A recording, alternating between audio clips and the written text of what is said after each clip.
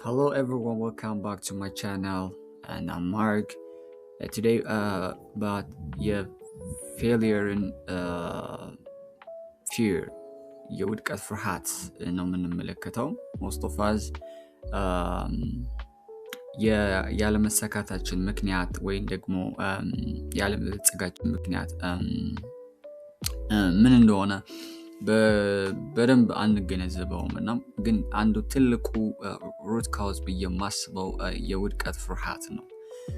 ይህንን ፍርሃት ወደፊት እንዳንሄድ እንዳንሰራ እንዳንዘረጋ successful እንዳንሆን ከሚያደርጉን አንዱ major causes ከምንላቸው የfailure ፍርሃት ነው ወይም የውድቀት ፍርሃት ነው ማለት ነው። ውድቀት በህይወታችን ሲያጋጥመን ሁለት ነገር happen ያደርጋል ማለት ነው። ምንድነው? አንዱ ፓስታችን ወይም ደግሞ ያለፈውን ህይወታችን እዛ ውስጥ ተተክለን እንድንኖር ያደርገናል።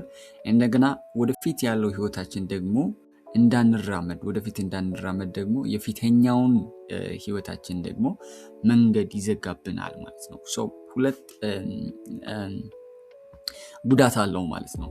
ፌል በምናደርግበት ሰዓት በእነዚህ ፍርሃቶች ምክንያት የትናንትናችንም ነጋችንም እናጣለን ማለት ነው። እኔ ፌል አድርጌ አውቃለሁ እንደማንኛውም ሰው። ሁሉም ሰው ፌል ያደርጋል ባይዘው ሁሉም ሰው ይወድቃል ይነሳል ማለት ነው። አንድ መገንዘብ ያለብን ነገር ውድቀት የሰው ልጅ one part of life ነው። በቃ አንዱ የህይወት አንግል ነው ውድቀት ማለት ነው። ፌሊየርን እንደ ስትሬንጅ የሆነ ነገር እንደ እንግዳ ነገር አድርገን ማሰብ የለብንም። በቃ ጀስት የኔ አንዱ አካል ነው የህይወቴ አካል ነው ማለት ነው። everybody fails ማለት ነው። ማንም ሰው ሳይወድቅ የተነሳ የለም። ሁላችንም እየወደቅን ነው እየተነሳን ያለ ነው በዚህ ደረጃ ላይ ያደረስ ነው።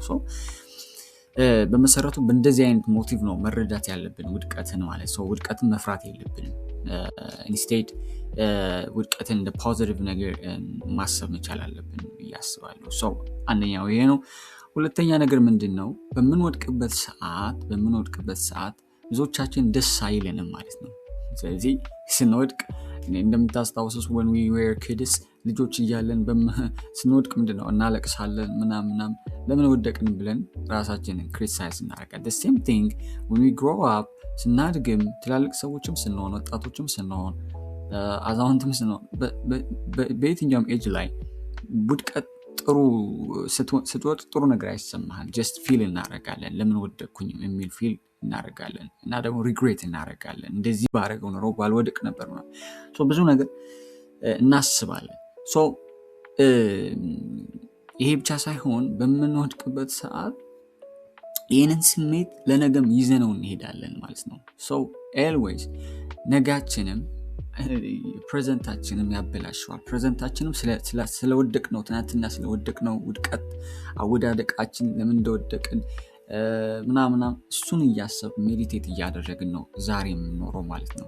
ዛሬ የተሰጠንን ቀን እንዳንኖር ከሚያደርጉን ነገሮች ትናንትና ያወደቅነው ውድቀትን እያሰብን እያሰላሰልን ስለሆነ ማለት ነው። ከዚህ የተነሳ ውድቀትን እጅግ አድርገን እንፈራዋለን ማለት ነው። ይህ ብቻ ሳይሆን ፊቸር ቅድም እንዳልኳችሁ ፊቸራችንን ያበላሸዋል ብያለሁኝ። ምንድነው? ኦልሬዲ ትናንትና ስለወደቅን ነገም ላለመውደቅ በጣም እናደርጋለን እንቆጠባለን። ከምንም ነገር ከመሞከር ኮንዘርቭ እንሆናለን ማለት ነው። ስለዚህ ካልሞከርን ደግሞ ምን አይገኝም? ሰክሰስ አይገኝም። ካልሞከርን ደግሞ የሆነ ነገር ማድረግ አንችልም። የመሞከር ፍላጎታችን እያነሰ ይሄዳል። because I'm going to fail የሚል ማይንድ ሴት ይዘን ስለምንሄድ ማለት ነው። በህይወታችን ሙከራን እንድንፈራ የሆነ ነገርን ማድረግ እንድንፈራ ያደርገናል ውድቀት ማለት ነው። ግን አሁን ምንድነው ማድረግ ያለብን በህይወታችን?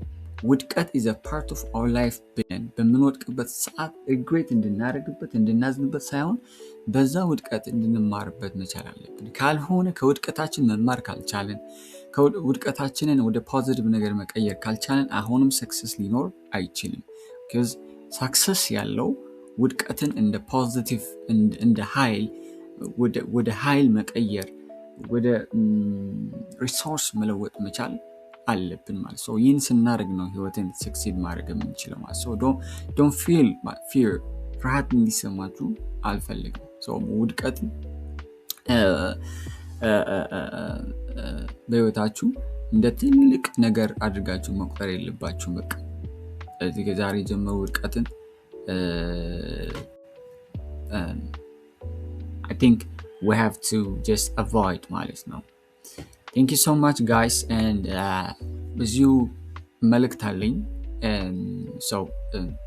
መማር ለምትፈልጉ ኦንላይን የኮምፒውተር ስኪል ኤንድ ዳታ ማኔጅመንት ብዙ አይነት ሲስተሞች አሉ። በኤክሴል ሲስተም፣ ጉግል ሺት ሲስተሞች አሉ።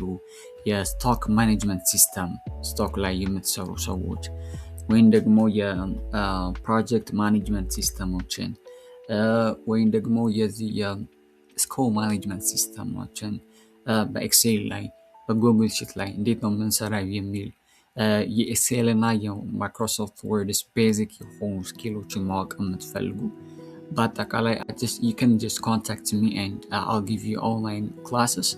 So ይሄንን እንድላችሁ ፈልጋለሁ። Thank you so much for listening guys.